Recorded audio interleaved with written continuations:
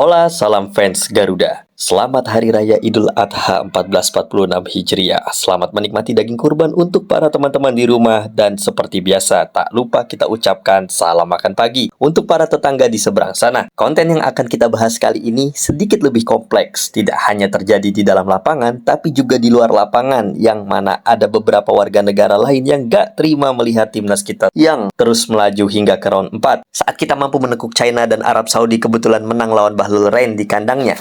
Namun di pertandingan lain Australia mampu mengalahkan Jepang sehingga keduanya langsung lolos ke Piala Dunia, sementara kita memastikan diri untuk menyegel satu tempat di putaran keempat. Tapi pada konten kali ini kita tidak mau terfokus pada pertandingannya, kita lebih ke luar pertandingan, di mana banyak huru-hara yang telah terjadi di kolom komentar di media sosial, di mana rata-rata hampir beberapa negara di Asia Tenggara ini mendukung langkah Indonesia mewakili nama ASEAN di kualifikasi Piala Dunia, kecuali emang ada satu negara yang agak lain sendiri. Mereka menganggap bahwa kemenangan kita ini adalah kemenangan kontroversial yang boleh digendong wasit, hanya karena dianggap cuma bisa menang boleh dari gosok voucher penalti. Belum lagi di samping itu sebenarnya kita males ngurusin status kejelasan pemain cabutan mereka, tapi karena netizennya yang sering nyenggol Indo mulu, jadi ya apa boleh buat. Mau nggak mau kalau udah nyenggol gini mah hukumnya wajib kita counter. Kemudian selain emang netizennya yang rese, medianya pun ikut kerap menjadi pemantik dengan sering menyoroti sesuatu yang dianggap polemik dari kemenangan timnas Indonesia. Kira-kira seperti apa counter netizen plus 62 untuk menghadapi nyinyiran dari seberang? Mari kita lihat reaksinya. Salah satu media ternama di seberang sana yang bernama Astro Arena, di mana ia menyoroti media Cina mengkritik keputusan pengadil atau wasit hadiahkan penalti kepada Indonesia. Nah, seperti biasa, ketika satu media terkenalnya aja udah begitu, auto mancing media-media keroca yang lain sebagai minyak pembesar api macam One Football Mai yang mengatakan, penalti betul ke? Tipu-tipu itu. Nah, kalau udah kayak gini, udah pastilah auto memicu para penghuni goa keluar dari sarangnya dengan mengatakan Belanda plus penalti sama dengan kebahagiaan IQ 78. Ditambah dia bilang kita ini cuma menang beruntung doang atau menang hoki katanya. Indonesia menang lakje tuh. Pasal penalti itu tak fair lah. Awak tengok, bola sudah keluar. Korang bayar wasit kan? China pun macam malas main katanya. No penalti no party, kata para penonton round 3. Cuma modal penalti Indolanti. Moga kalah sama Jepang katanya. Oh, pokoknya segala bentuk kepanasannya pun keluar. Ya, netizen kita cuma bilang, kok ada ya sesama negara Asia Tenggara yang gak suka kita menang? Oh, cuma menang penalti rupanya. Pemain China telah dirasuah bagi penalti, artinya pemain China telah disogok untuk penalti. Mafia bos, wasit sudah dibayar. Harap China laporkan kepada FIFA, sama ada penalti itu lulus ke atau tidak.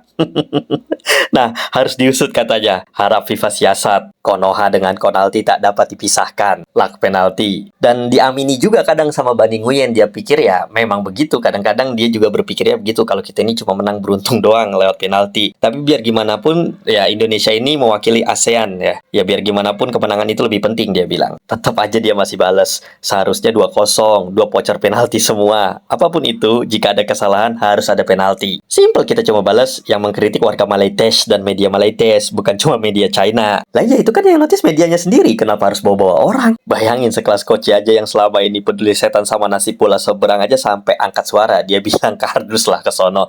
Saking udah empetnya mungkin nahan-nahan. Kelakuan dari tabiat para pemakan ubi kayu ini. Ada fans Malaysia bilang, ya cuman menang 1-0 lewat penalti. Ya untuk gua agak kardus yang ngomong begitu. Lihat permainannya. Berapa peluang besar didapatkan oleh China. Satu save-nya Emil di babak kedua. Gak cuma itu, mengutip postingan Asia Gol saat media tersebut melansir langsung dari FIFA yang menotis selama main di GBK dengan trio jirnya ini, timnas kita sering kali clean sheet, kecuali pas ketemu Jepang doang, yang pada saat itu menjadi satu-satunya bahan lawakan dia orang buat ngetrol kita, tanpa peduli level lawannya kayak apa. Di situ tercatat clean sheet zone, no entry, no striker allowed. Ya, Indonesia menang 1-0, 0-3 lawan Vietnam, kemudian 2-0 lawan Filipina, 0-0 lawan Australia, menang lagi 2-0 lawan Saudi Arabia, hanya kalah 0-4 lawan Jepang, dan kemudian menang 1-0 lawan Bahrain dan juga 1-0 lawan China, yang menegaskan kita memang sering clean sheet ketika lini pertahanan kita dikawal oleh trio jajuri ini. Tapi sesolid-solidnya lini pertahanan, nggak bisa juga kita hanya bergantung pada 1-2 pemain ini. Perlu ada rotasi dan chemistry dari pelapisnya sendiri, misalnya seperti Max Hilgers dipadu dengan back-back playmaker lain, atau juga bisa dikombinasikan dengan salah satu dari 3 pemain ini untuk tetap menciptakan chemistry baru agar bisa membackup kekuatan utama ini jikalau suatu saat mereka memang berhalangan, misal kayak terkena akumulasi kartu atau juga terkena badai cedera. Tapi kalau seandainya Miss Hilgers masih dianggap tidak bisa beradaptasi dengan 3 pemain ini, ya saya rasa agak wajar karena memang setiap pemain butuh adaptasi, butuh untuk menyatukan chemistry satu sama lain. Dulu awal-awal juga trio Jiri ini nggak langsung klop kok. Mereka butuh adaptasi, butuh mengenal karakter satu sama lain untuk menciptakan chemistry yang solid di lini pertahanan. Karena itu nggak ada salahnya Miss Hilgers diturunkan ketika melawan Jepang nanti ya, di laga yang sudah tidak menentukan lagi. Selain memang ya kita membutuhkan poin FIFA juga, tapi ya kita juga harus sadar bahwa ini di kandang Jepang. Jepang tetaplah Jepang walaupun mereka tampil dengan lapis kedua. Sekalipun mereka tidak membawa nama-nama besar seperti Kaoru Mitoma, Takumi Minamino, Ritsu Doan, Daizen Maeda, dan Junya Ito. Tapi mereka masih ada Endo Liverpool, Takefusa Kubo, Keito Nakamura, Daichi Kamada, dan Kai Susano yang memiliki market value tinggi saat ini, yang bisa menyulitkan Jay Itses dan kawan-kawan untuk bisa mencuri poin dari Osako Jepang. Karena itu ekspektasi kita jangan terlalu tinggi dan tetap tidak meremehkan lawan. Jangan sampai kejadian di kandang Australia kemarin terulang lagi, di mana pada saat itu The Socceroos tampil bukan dengan kekuatan utamanya, tapi kita tetap kena bantai 5-1. Dan ketika Jepang kalah di kandang mereka kemarin, bukan nggak mungkin dia bahkan menjadikan kita pelampiasan di laga terakhir nanti. Karena itu kita harus tetap fokus, jangan meremehkan lawan, dan walaupun memang pertandingan ini sudah tidak menentukan lagi, seenggaknya kita harus mendapatkan pengalaman sebelum berlaga di ronde keempat nanti. Bermain enjoy, nothing to lose, tanpa ada beban. Karena itu para netizen timnas Indonesia ini jangan sampai berekspektasi terlalu tinggi, ngarepnya menang-menang mulu. Ingat, walaupun mereka hanya tampil dengan lapis kedua, Jepang tetaplah Jepang, apalagi mereka main di kandang. Tentunya mereka nggak mau kehilangan poin yang besar ketika kalah melawan kita, mengingat mereka juga udah rungkat poin lawan Australia kemarin. Siapapun juga pengennya ngarep menang. Tapi ya, yang namanya sepak bola itu bukan matematika dan setiap sepak bola itu ada menang ada kalah. Tetap fokus, tetap mendoakan, tapi ya realistis aja bahwa nggak selamanya kita harus selalu menang. Kadang kekalahan juga memberikan pelajaran bagaimana caranya berbenah. Persetan apa kata tetangga yang nyumpahin kita kalah sama Jepang. Mau tetangga ngatain apapun juga nggak ada ngaruhnya buat kita. Seenggaknya dunia pun tahu yang kita lawan ini bukan tim antah berantah. Yang bakal kita lawan ini adalah tim yang langganan Piala Dunia dengan peringkat belasan. Bukan lawan tim antah berantah yang nggak dikenal tapi bisa bikin negaranya jadi bahan pelampiasan. Jangan samain kalah dengan Jepang lapis 2 dengan kalah lawan Cape Verde yang antah berantah. Apalagi kalah sama Vietnam di kandangnya sendiri. Bukannya apa, jelas siapapun tahu kalau itu udah beda tempat, beda level, beda kualitas, dan juga beda jauh kastanya. Makanya pada saat FIFA memposting bahwa timnas Indonesia ini sering clean sheet main di GBK dan baru kebobolannya sama Jepang doang, pada saat ada salah satu netizen yang mengatakan only Japan can handle GBK Stadium, respect.